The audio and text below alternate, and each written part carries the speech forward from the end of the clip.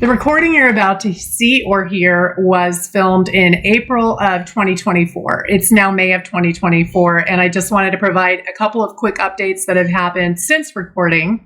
The conversation that I recorded was with Jen Kain, who is a filmmaker and also someone that lives with Ehlers-Danlos syndrome. At the time of filming, the name of the film was Hiding in Plain Sight, A Spoonie's Journey. So you may hear us reference that title a time or two throughout the conversation, but now the title of the film is Exhausted Existence, an EDS Story. And I love the title of this because how relatable is that? I think that all of us with connective tissue disorders at some point, if not always, have been able to relate to an exhausted existence. And we're looking at 2025 for Jen's release of the film.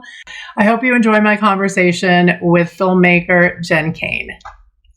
All right. So welcome back to the Chronically Courageous. I'm your host, Bonni Howard, and thank you for joining us. Today, I am here with my friend Jen Kain, and Jen is a filmmaker for the past 10 years. She has been working on this movie that we're going to talk about today, Hiding in Plain Sight, A Spoonie's Journey. She has been working very diligently on this for the past year and a half.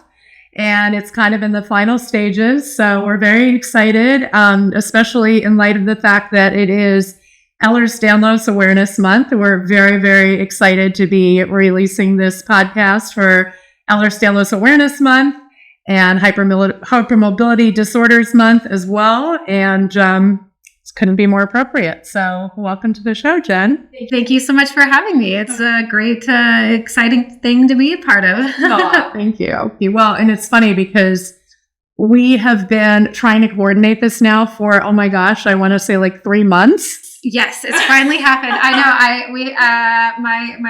My husband had a crazy idea, and he was like, "Hey, you want to go do this fun thing out of the city today?" I'm like, "I don't think I can. We've rescheduled this, I think, 3 times. I think we gotta get this done. It's important."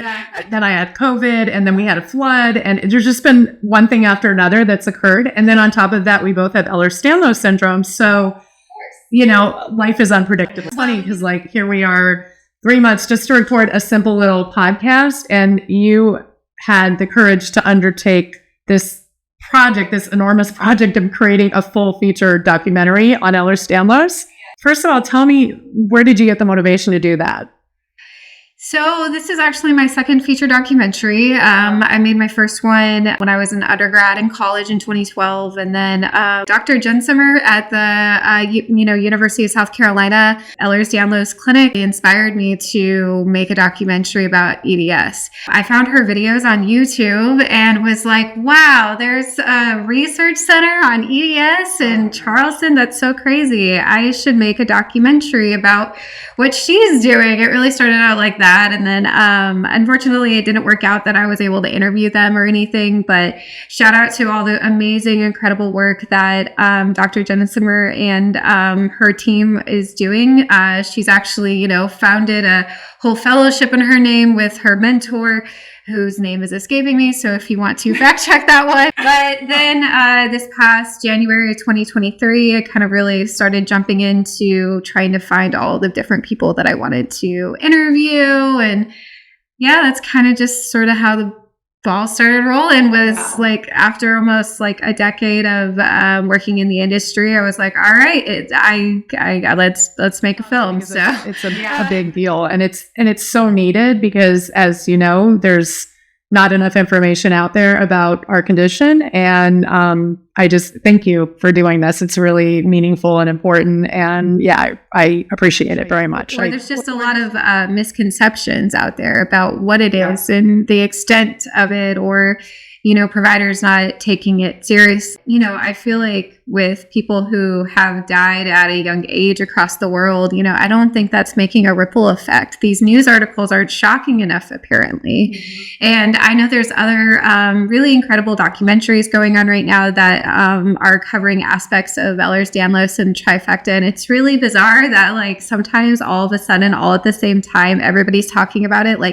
Right now in 2024, there's 5 different Holocaust movies, fictional, historical fiction Holocaust movies are coming out right now, and so I know that my film is going to meet different audiences. And so the other films that are out there being made about EDS are going to hit different audiences. But overall, hopefully between all of us will make an impact into hopefully media and pop, and pop culture of like understanding what this is. I always keep telling people that EDS is where MS was 10 years ago. And now everyone knows what MS is and takes it seriously. And so hopefully it doesn't take 10 years, another 10 years for pushing it. But I think we're getting closer to it becoming a little bit more mainstream. Like it needs to be. I don't know. I agree. No, I have, friends and family will always send me articles and things. And, and now I find more and more frequently that when I bring it up to somebody that, I have this weird condition, you probably never heard of that, called Ehlers-Danlos. And they're like, oh no, I do know somebody that had that. Yeah. Like 1 in 3 people, I will say I have EDS and they'll say, oh, my cousin, my friend, my cousin's friend's boyfriend. I don't like somebody's extended something, but then that's where they ended at. They just sort of stare at you like, right. There's my sentence. I know someone. Yeah, exactly. I'm in the know. Are you though? Are you? You would not bring it up like it's a badge of honor if you actually knew what that person is going through. Right. You would maybe have a little more empathy when you say that. Which is why it's so important for us to kind of, keep it real and put our lives out there. And, I put myself out there in ways I never thought I would before. And, I've always been one, I was raised in a family where, you kind of look perfect all the time. You have to have the makeup on just right and everything. And I've put myself out there, coming out of anesthesia and, no makeup, no, pale as a ghost. I mean, sometimes even my fiance will take pictures of me under anesthesia and I put those out there because people need to know, or they need to see the other side of it, where, something actually, as we were kind of talking about things and warming up for our conversation here, we talked about how it's, here goes my brain fog. What was I going to say? Oh my goodness. I hate when this happens. How we're really good at hiding things. We become professionals at hiding how we're feeling and, pretending as if everything's fine. So it's, people need to know that that's not the reality. And one of I think the hardest things, like I actually have only been truly living with EDS openly and like recognizing the symptoms for 3 years. Yeah. And I got found out that I got diagnosed almost 4 months after I got married and had no idea. And so it took a good year and a half into marriage, into, having us as a partnership really understand what that meant for a relationship, because, my husband had known me as somebody else for the years prior, and all of a sudden I can't do things. Yeah. And it's hard for me as someone who's like, I can do it, everything. You can't push a table anymore. Stop doing this. Dishes are hard. I don't know. Now you need to take naps. Like, it's just such, like, I felt like my life went upside down, like 360, like when I had gotten, and I'm sure many people listening or watching this, who have EDS, and you have a life before and you have a life after. And it is a very clear distinction of what it looked like before and after diagnosis and pre-diagnosis. So just sort of blindly being like, I'm fine, everything's good. It might be whatever, not even recognizing that it might be that bad, because for me, it really wasn't that bad. Like, I'm pretty sure I've had dysautonomia my whole life too. But I didn't know that, there was not a word for that. That was not a word in the 90s. Like, nobody talked about that. Like, I never heard it until I got diagnosed with it. So, and that was actually one of my earlier diagnoses was dysautonomia. It kind of started with IBS and anxiety and depression. And, those are always the defaults, is anxiety and depression. But, if you have all these things, your body's malfunctioning every day, then wouldn't you be depressed and have anxiety too? Of course. But, so it's always, I just always love talking to another zebra. And I've got my zebra stripes on today to commemorate, just because we get each other at such a deep, deep level, It is rather shocking that, you have this instant connection to a club that you never wanted to be a part of. Totally. Yeah. I mean, I've said this before on my show that when I walked into my first Ehlers-Danlos conference, I felt a feeling that I've never felt before. I felt like completely understood, and like I was in a place where I belonged. And it was kind of sad and kind of happy and just a crazy emotional feeling for sure. Yeah. And some of my best friends are people with Ehlers-Danlos now, because again, it's a sisterhood. We all get each other, and brotherhood. We've got our brothers out there too. Yes. So, can you talk to me a little bit about the premise of the movie? So the film follows four people that each have EDS in various ways. And then I interview a few other people, whether it's doctors or a few other people with EDS, but they're more minor characters that kind of pop in and out of the piece. And so we follow really this main story. Her name is Heather Rose, and we see her journey of how in just even a short 3-month period, she goes from being able to walk with just some mobility aid of maybe just a cane or a walker, or, a power chair, which is fine. None of those things are bad. It's just she goes from that to completely not being able to walk. And this is a buildup of multiple years and years and years of almost not being able to get correct, proper treatment for her diagnosis. And it just kind of ultimately, and when you see the film, you'll get it. I just don't want to give out too much of that, but you really find her story. And so that's one of the characters. I had the pleasure of speaking with Dane Broder, who they are the creator of Sun Spider. So that's always really fun. And then a few other people pop up. I have an awesome teenage comedian who has classical EDS, and he's hilarious. So we're going to hear some awesome EDS related jokes in the film. We have an amazing, talented climate activist, writer, actress, Gia Mora, who's in LA, and we're gonna hear her. She shows up with quite a few scenes, and she's incredible.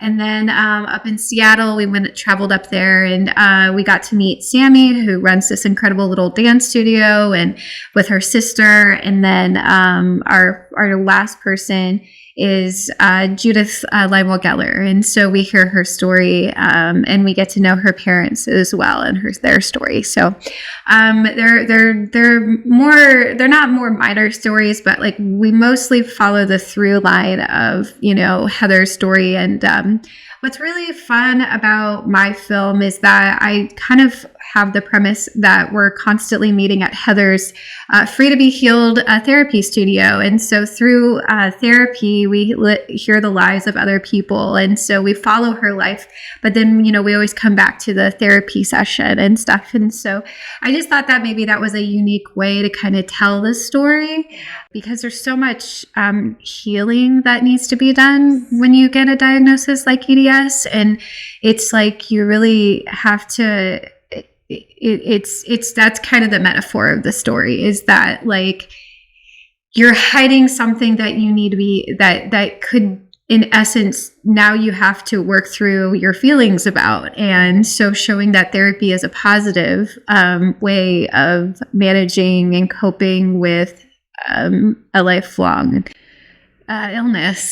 Yeah, I love that, because, I found it for me, I got very emotional watching the movie, and it was almost therapeutic for me in many ways to listen to it, because, some of the things you speak about are hope, and, what gives you hope. And, I always talk about what gives you courage. And, when we talk about courage, it's not being scared, because having this stuff is really, really scary.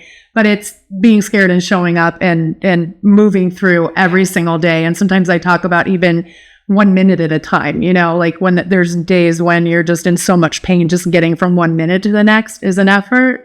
So, so I really resonated, and I've certainly done my share of therapy, and, and there's a grief process with it, it's not something where, like any grief, the loss of a loved one, it comes in waves, and it's never quite finished, when you think maybe you've got it handled, and then something pops up and you're grieving all over again. And I think, for me, and I'm sure for you too, because it's so similar for so many people, when one of the things with Ehlers-Danlos is, we have, it's kind of, I guess it can be called a dynamic disability where, one day you're feeling on top of the world and you're like, maybe I'm getting better. Maybe I can, in my case, maybe I can return to work.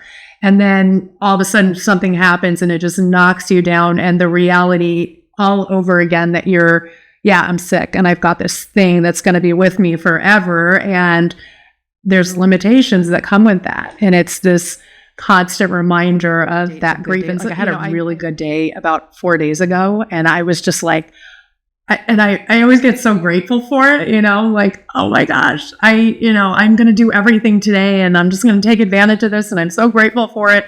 And then, the next day it was like, oh, here we are again. And it's like, in some ways I really appreciate those days. And in other ways, it's kind of like a torturous tease, because then you're just back to the other thing. For sure. No, that's really interesting that you say that. I've definitely experienced that. Like, in this weekend in particular, I was, I've been having some good days, and I'm like, okay, I'm going to take advantage of being present, and like, okay, I think I finally have managed how like salt and to drink enough, and I think I'm finally doing the things, but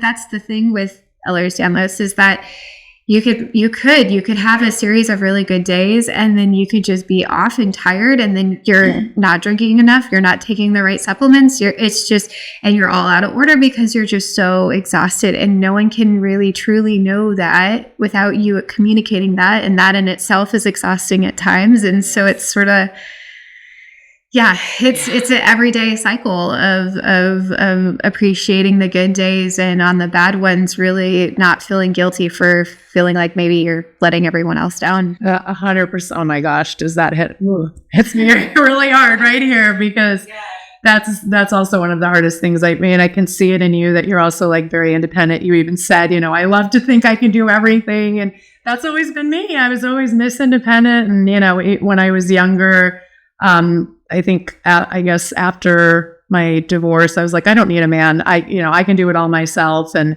and then realizing that, no, I really can't do it all myself. As much as I'd like to believe that, and asking for help and having to say no is still something that I struggle with daily. Yeah. Yeah. One of the things that you talk about in the film is the psychological effects of being diagnosed and living with EDS.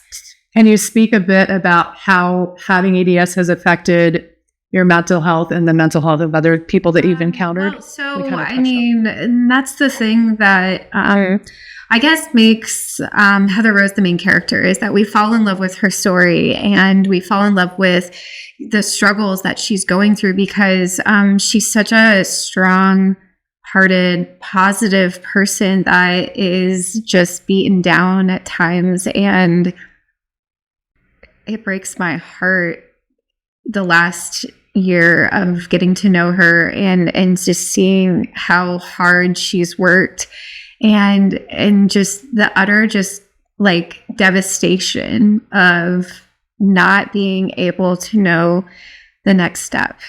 And I think that's so relatable with all of us, because I think I've gone through, days over the last year where I literally just wanted somebody to tell me what to do next. Yeah. And that's devastating, because like, you have the flu and you take a Z-Pack, and you get better 3 days later.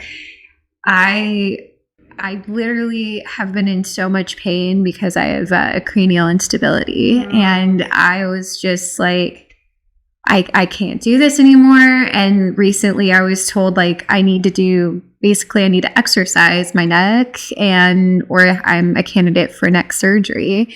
And so it's one of those like heavy realities that you have to deal with, that like, if you don't keep up with maintaining your health and maintaining the exercise, that, you can get worse. And yes, there's research that says no, EDS is not a progressive disease, but I like to counter that and say EDS is progressive if you do nothing about it. Yeah. Or you don't have the energy to do anything about it. Or you do everything right and you still get worse. Right. And so, yes, you can say that it is not like a progressive, like it's not like MS, where we know from many, many research and all these things that like it can get worse and it will. And you can you just have to manage. Well, this, you can get better and you can live a healthy life. And that takes a toll on you mentally because you're constantly trying to navigate the ups and downs of an unpredictable disease. And then, trying to forgive yourself for everyone else in your life that is trying to understand even what's going on. And it's a whole mental thing too, of like trying to want to get out of bed and wanting to start the day when you're, joints that you thought were fine are completely dehydrated and are like, what? No, let's just like feel like all your knees are broken. It's fine. Are you want to walk today? No, it's fine. You don't need to walk today. It's cool. And it's like, okay, all right. Like, I guess I'm not walking very well today. Let's grab the cane. Like, So that's the unpredictability of EDS though, is like, it's so almost feels like it feels almost like you're unable to explain to somebody who has no idea what it's like because they don't like they'll see you and they'll see you on good days and bad days, but they'll have no idea how to put that together or rationalize it because it's hard to rationalize an irrational, unpredictable chronic invisible illness because of that. Yeah. What do you do with that? And I get it from the doctor's perspective. What do you do with that? Like, how do you manage that? I don't want to deal with, that seems like a problem you don't want to deal with. I mean, it's just human nature to not want to deal with something that seems insurmountably challenging and you can't even feel like you're going to get a win. Right. Right. Well, and it's confusing. I mean, I think it's confusing. If it's confusing to us, to like not know how we're going to feel on a daily, hourly basis and think that we're going to be one way and have a totally different outcome. How confusing must it be for other people that are looking at us from the outside? And one day they see us, out at a party dancing and we look like we're just the picture of energy and health. And then, to try to explain to them, yeah, I can't leave in my bed today. Or even, we're so good at faking it. They'll see us out and about and, they'll be like, oh, you're feeling better. Yeah. Yeah. It's like they really want that. Yes. They're like begging for that. Yes. And you almost feel guilty I almost feel guilty having to say, sometimes it's easier to just say, yeah, I'm fine. But I've gotten better about that, honestly, because I really am trying to be honest because I'm not doing myself or anybody else in our community a service if I say, yeah, I'm fine. I've been better about saying, you know what, I wish I could say I was fine, but I'm actually not. I'm in a lot of pain. I'm really tired. And this is really hard. That's what it is. I usually just use jokes. I usually just use humor. Humor's good. Everyone's like, whenever I'm like, oh yeah, how was your day? I'm like, well, I had to take an impromptu nap and it lasted 3 hours and I thought it would be 50 minutes. And, but I woke up feeling fantastic. So, hey, let's go. I'm here. Take the win. Yeah. And I'm like, you know what? It's fine. You know what? Maybe it's okay that I let myself sleep. Like, I'm like still in the stage of like allowing myself to rest. Like, I'm very bad at allowing myself to rest. That's not a bad thing. That's, what? We're programmed. That's the thing is society programs us to think that it's a bad thing to rest or to not be productive every moment of the day. And that's, something that I continue to try to unlearn. But I also am like, I have like a deadline in my head of when I want to finish this film. And so it's like, I feel guilty for like taking a 3-hour nap yesterday because I've had a really busy weekend, and I'm like, I just need to spend an hour on the film, or like I need to get ready. And so that's the thing that I run into, is that I feel like I'm neglecting the creative projects that I can barely work on the film more than maybe once or twice a week. Yeah.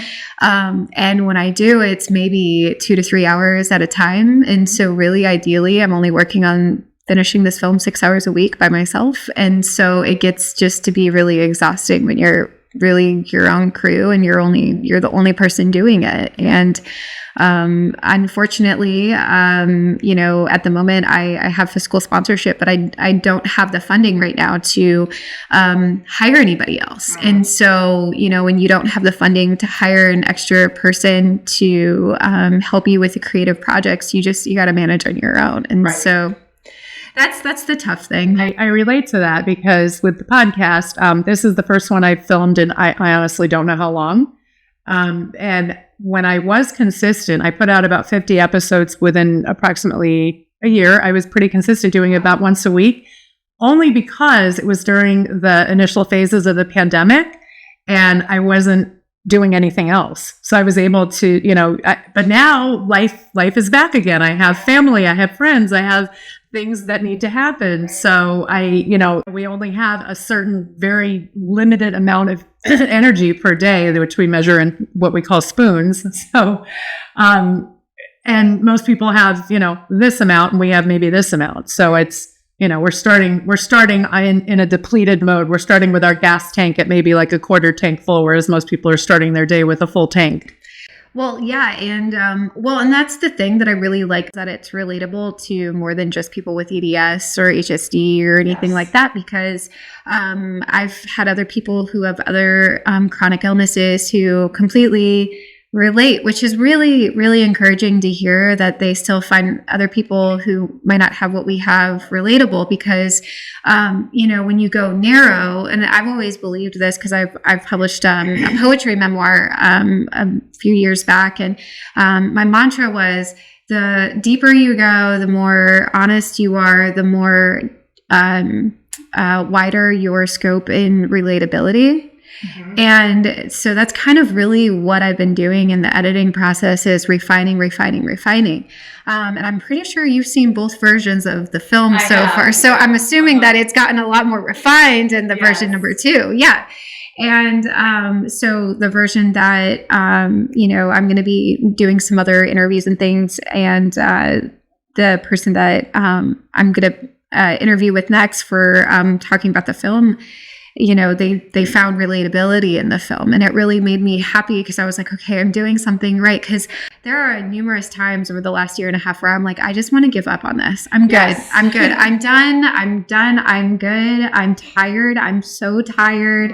It doesn't matter. It's been a great ride, like whatever. And I've gotten so encouraged by people who I've actually interviewed, that, every single person that I've interviewed has said, thank you so much for doing this. Thank you so much for making this film. And it's their gratitude and is really the encouraging. Like, they didn't realize how encouraging they were, because I really needed it. I needed those outside forces to just say, hey, keep going. It's okay. Like, it's okay. It's going to take longer than you really want it to take, but once it's done, it's going to be done, and it's going to be great. You only get one shot at it being great. Right. And, this film might have some opportunities, and I don't want to squander those opportunities. So I want the film to be as good as it can be. Of course. No, I get that. No, that was one of my questions there, because there's so many obstacles just in life that can get in your way to making a movie for a perfectly healthy person, right? But then you add in the chronic health stuff and the unpredictability of that to the mix. And going to numerous doctor's appointments all the time. Yeah. I mean, it's a full-time job, and it's become that for me, because I went on disability 6 or 7 years ago. I was forced out of the workplace because I was too sick. And I know, people looking at me on a day like today when I'm, all made up and everything looks great. It's hard to believe that, but the people that have seen the behind the scenes know, and you get it. I do, for sure. So, yeah. And I understand what you're saying too. You're actually reminding me when I do get the momentum going with the podcast, what motivates me to keep going is every time somebody says to me, you have no idea how much this has meant to me and how much it helps, that like I have to find meaning in all this pain, you know, like it doesn't make sense without emotional today. I mean, you know, and I'm sure everyone else who has, you know, various like EDS type podcasts, because there's some amazing podcasts out there, like the Bendy Body. Shout out to Dr. Bluestein. Right. She's the best. We do. But I'm sure there's days where she's tired, you know, and she has EDS just like us. So, you know, I just think that advocacy is so important. And I think that's one of the motivating factors behind a lot. I mean, I could also tell you that I made a doc because I was avoiding revisions on this book I've been writing for 5 years. Right. So subconsciously, I started a brand new project to avoid the other one. And then now I've been trying to go back and forth to it. And then it hasn't worked at all. Yeah, so ADHD thing also, like, and I just think that's a creative problem thing. Yeah. I've done the same thing. We started a memoir and then, you know, gone back to filming stuff and like, yeah.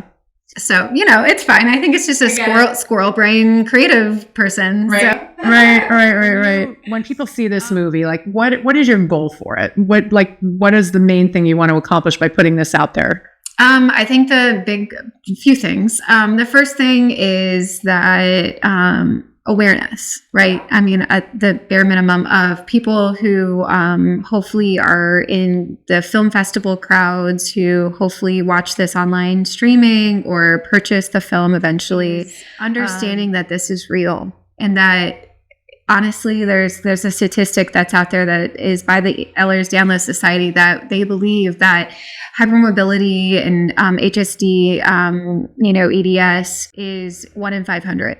You know, 1 in 500 is at least hypermobile. And maybe the stat is a little bit different for HEDS, but I mean, we talked about this earlier, but like, you know, 1 in 3, 1 in 5, 1 in 10 people that you come across and you say, oh, I have this, they'll say, oh, I've heard of whatever. Like, for instance, the other day I talked to somebody who is like, oh, I have MS. And they were like, I take naps. I was like, oh, so you get it. I have EDS. They're like, oh yeah, I've heard of that. And it's like, oh, really? Okay. And then we like have that common bond because we get it. We get what it's like to have a chronic illness. You know, and it's not, I don't know about the research out there, whether or not EDS is considered autoimmune. I mean, I've read back and forth. I don't know. Once again, like science, it's, you know, nebulous right now because there's not nearly as much research going on as there should be. So number one, awareness. Number two, I want this played in medical schools. I really, truly do. I want them to get this for their curriculum. I want them to, you know, when they learn about, you know, invisible illnesses or zebra illnesses or whatever, like I want them to play this film. Yeah. I want them to hear it from the patient's perspective, essentially what they deal with, how hard and how much it is to navigate it. You know, and that's why there's going to be a few doctors in the film. So, you know, not that they like legitimize things or whatever.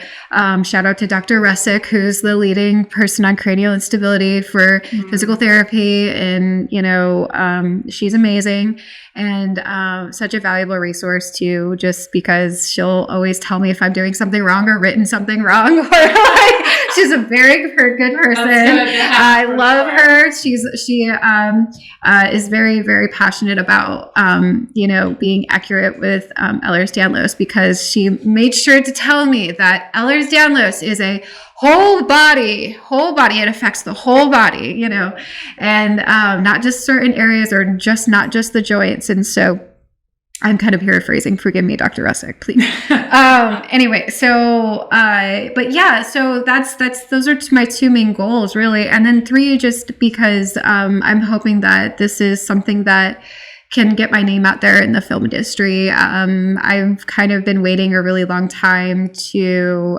really make my break for, you know, directing features. And so, I'm hoping that this film will lead to more projects and, you know, other, you know, advocacy. Like I have a film company called Good Stuff Films. And so I kind of just want to work on really positive natured documentaries and features that talk about important topics in life in society. So that's kind of where I'm at with the goals for the outcomes of the film. Talk about some other things, because I've got a few of those things that I am very passionate about. Yeah, definitely. That's awesome. I love that. Yeah, and I love that you talk about getting into the medical schools, because I feel like every time I'm, getting a surgery or something that involves multiple doctors, or I'm in the ER or something, I feel like I have to be the professor, like explaining to them, this is what I have, and this is what it does, and this is what,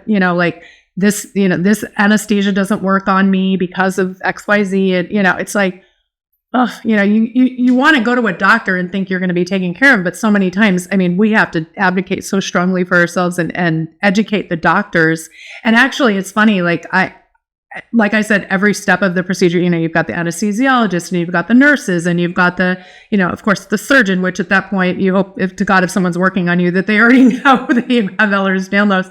But you have all the, the whole team. So I found myself on the, surgical bed, getting ready, with an IV in my arm, getting ready to be put out, and educating these people as that's happening. And no, I'm that's how passionate I am about advocating for it. Well, no, it's just that, like, you already have stuff in your system. Like, I found that recently. I'm like, I don't need enough for listening to Oh, no.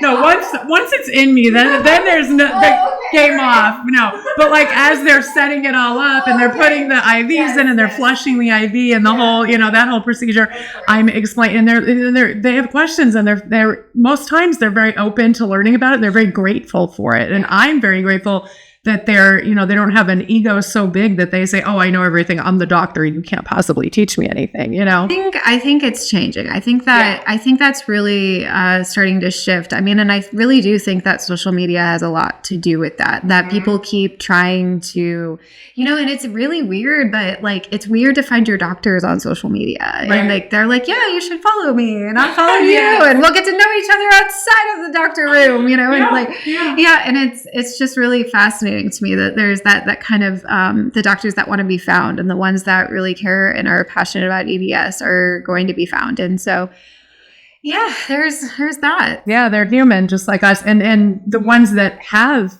Ehlers-Danlos, and then they specialize in it, like Dr. Bluestein. That's perfect example right there, and I've reached out to her several times, just one-on-one, direct messaged her, and she's always extraordinarily responsive and so sweet and so kind. And, you can tell she does it for all the right reasons.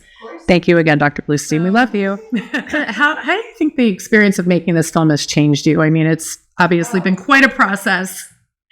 Well, so I moved to Arizona in 2021. And so I haven't been out here that long, and I didn't know that many people. And so I was really lost and really wanted to find a community. And I think through making this film, I have found a community of people, and people that I would have never have ever come across or, interacted with. And I'm just so grateful for that. Filmmakers talk about this all the time, that the people they interview, they end up becoming just like lifelong friends with these people after the film is done. And I truly believe that has become something that has happened to me. And I really believe that this film has really changed me in a way that has made me more understanding of other situations, and making you realize, your situation, while similar, is completely different than someone else's, and to not catastrophize your life, that what they have is what you have, and that is not accurate at all, and to like calm down, and it is going to be okay. And you have to take a step back and be like, this is the person I'm interviewing, and this is their story, and this is their life. It is not your life. You are just documenting their life. It is okay. Definitely have had moments where I'm like freaking out, like, oh my God, is that going to happen to me too? Oh no. And I'm like, no, it is not happening. It hasn't happened. So just focus on the present. Right. Love this person in front of you, and it's going to be fine. It is okay. With this film, I really, really wanted to get into film festivals, because I think it's a story that people can really rally behind and really care about. And so that's been at the back of my head as making this film, is that I really want to make it really, really good, so as many people as possible can see it in big screen theaters, and we can really make a difference, and really, like, I can encourage the people in the film that were either crew or cast to come out, and we can have Q&As, and we can answer people's questions. And I had an idea of creating like a mobile app that goes along with like Spoon Theory, but hasn't happened yet. Doesn't say it won't happen in the future, but I do have like some interesting ideas of how to make the film even more interactive beyond just watching it. Like, because there's this whole, theory of binge watching, right? And people can just watch movie after movie or a TV show after whatever. And it's like they watch it, they think about it for 5 more minutes, and then they move on and forget about it. Right. And I don't want people to forget about this, not because my film is the best thing you're ever going to see ever, because it's not, but I want people to remember that EDS is real, and that if they come across somebody who has a dynamic disability, that they'll think twice about saying something rude. Or if they see somebody who doesn't look like they're the appropriate age with a handicap placard, that they won't be mean to them. Yep. Because I think society is so cruel in judging people that are different than them right out the gate, and it's so devastating. Like, I remember when I first got a handicap placard, I was so traumatized, like, oh my God, someone's going to yell at me for having it. And I'm sure a lot of people have that the first day they use the walker and at the mall, or the first time they use their cane or something. Mm-hmm. And just, and it's an emotional thing, because inevitably somebody will ask you something. And, usually you're really bad at answering for your first time. Like, you don't have a really good prepared reason or speech. You just sort of word vomit at them, and then they walk away like confused. And so like, you really got to train yourself. I'm like, what do I have to say? Like, like, for instance, like, a side note, like, I was at an x-ray, like, as you know, I'm sure all you zebras out there know, you got to get a lot of x-rays and MRIs for no reason, because everything's wrong anyway, but whatever, we need proof apparently through pictures. And so I had somebody go and basically ask me why I was getting, x-rays. And the person was just so like flabbergasted. And just like, why do you need that? Oh, don't you have scoliosis? I'm like, no, that's not actually why I'm getting this, and it's like, and I was like, oh, I have EDS. And they were like, oh, what's that? And it's just like this very much like very, I don't know, it was like dismissive. And I don't know. It was just felt so improfessional, and like, I don't know. I'm like, I shouldn't have to like explain. No, I shouldn't have to tell you why I'm getting this, or what the purpose was. Like, you just wanted to know. Right. Like, you were just curious. Like, professionally, you shouldn't ask somebody why they're getting x-rays done. Like, it doesn't matter. Like, do you know how to do your job? Because I'm assuming that you know how to do your job. So I'm not going to ask you, do you know how to use the x-ray machine? Right. When did you get your degree? Yeah. When did you get your certification? Right. So it's just like, I get people's curiosity, but I wish they would keep their mouths shut. Yeah. Like, I wish that they would put 5 seconds and put themselves in the other person's shoes and be like, is this something kind that will build that other person up by asking it? Right. Yeah. And it's hard. It's a hard shift, because it's easier to be curious and ask than not actually realize, oh, can you talk to me about your medical trauma? Like, is that okay with you today? Like, I know you're just like over there going to the grocery store, but I wanted to stop you real quick and ask you about your medical trauma. Right. No, I get it. And, so I have two sides to that. So on one side, I've had people that just, like you said, make presumptions. Like, they see you parking in the handicapped spot and they're like, what the heck? Why is this person parking? And for that reason, when I did have the handicap placard, I rarely ever used it, because I was so self-conscious about using it. I only used it when like I was really dying. I just like, I couldn't possibly not use it. But then and then I had a situation where when I first started the YouTube channel, not that long ago actually, and I had someone make a really nasty comment. They said something like, it was like a short video and talking about, disability. And the guy says, sorry, bitch, why don't you just go ahead and eat a healthy diet and exercise? And I'm like, okay, so clearly this person has no idea who they're talking to, because I'm pescatarian, gluten-free, and I work out like 5 days a week. So, it just, people don't take the time to understand, and they want to make certain presumptions. And, and then on the other side of it, you have people that sometimes I would rather them ask when they see me with a mobility aid, because I've had a walker, a cane, and a wheelchair all at different times. And I remember the first time I used my wheelchair, I went to the aquarium with my son and my cousins. And I got up to the front desk where they take your tickets. And the lady explained she looked right over me and explained to my cousin, who was standing right beside me, how to get through the place, and, the whole everything, and the tickets and everything. And just overlooked me as though I was completely invisible and possibly like mentally not all there. And, which is so sickening, because it's like, okay, just because our bodies may not be working does not necessarily mean that our minds aren't.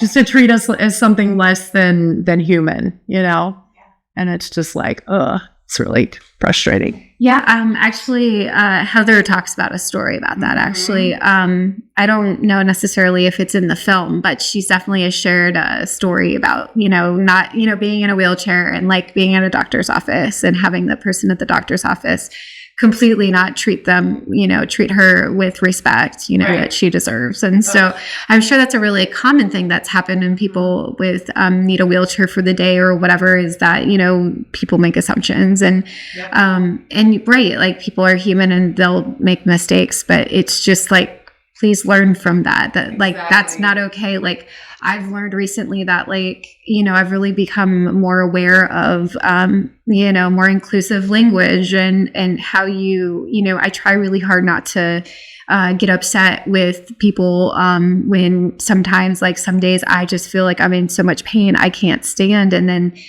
somebody says, okay, everybody please stand. And it's like a shift in language, but it's like, if you like, can you please stand? Or if you can stand, please, if you're able to stand, please join us today, right now, or whatever. Like, and I know that that's such like a simple change, but it's like the difference between somebody who is struggling to stand, feels guilty about standing, and or is not. And there used to be such like a social stigma for me to be part of the status quo, and like I'm so like self-conscious of like, oh, everyone's gonna stare at me if I'm not standing or something. And then you realize that you have a random medical episode and then everybody's worried about you, and then you're like, okay, I'm gonna stop caring if I need to sit or not, because I don't want that to happen again. And it sucks that sometimes it takes like kind of a scary event. And that's the thing, is once again, like EDS, you just don't know. Like you could be having a great day and then all of a sudden your energy just completely plummets and you're not good for or you have to cancel your plans or whatever. And like at 9 o'clock that day you were fine, and at 5 o'clock you're like, I guess I need to sleep now. Like, Or I've had a couple of times where I'm out to eat and I have an anaphylactic episode, and the entire room stops and all eyes are on me and people are calling 911, and it's like, it's not pretty, and that unpredictability is tough. I know, like we talked about there, for so many different reasons, this is a really important film. We want to get the advocacy out there, we want to get the medical community educated, and I know God bless you, you're working so hard to get this done all on your own. What can people do to help to get this movie out there, to make it happen? What else needs to happen, and how can people in some way contribute? Well, if they want to contribute, you actually get a tax write-off donation through the website. So if you go under fundraising, you can go to, and I'm sure you'll post a link in your show notes and everything. It'll be the direct website to, learn a little bit more about the film, and then a website link that you go, and it'll show you kind of directions on how to donate fiscally. So you can actually send in a check, or you can write a credit card. Check is less percentage, so it just kind of depends on what you want to do. But right now, I really would love help with finishing post-production production costs, and also festival fees are expensive. So, and then one of the big reasons is that I need animation, but also closed captions, open caption, audio description. So this film is very accessible. And so one of my big things is really truly making sure that everyone in the community has access to this film. And so that's really what I'm fundraising for is finishing the film, make sure it sounds good, looks good, it's accessible, and that hopefully I don't have to do the animation. There's not much animation, but I mean, with everything, it's I'm probably going to end up having to animate some certain sequences, which is fine. But I'm hoping that getting the word out, people would like to donate to the film. So that would be absolutely wonderful if you are able to. If not, share the trailer, get the word out. Hopefully others would like to donate. So awesome. Thank you.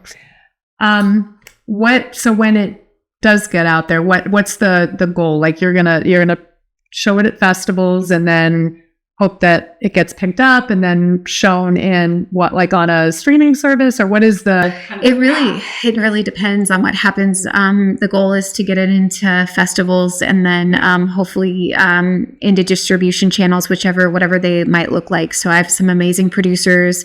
I'm partnering with New Take Films, and these guys always get their films distributed. And so it really just depends on, what the film is, where it goes, and what it looks like, and how it's doing. So that's the goal. So, okay. That's kind of the path. I don't know too much more beyond that. No, that sounds good. So if someone, again, keeping it inclusive, because like someone like me, I'm on disability. If someone is unable to donate monetarily, you mentioned they can share the trailer. What if someone has a certain skill set?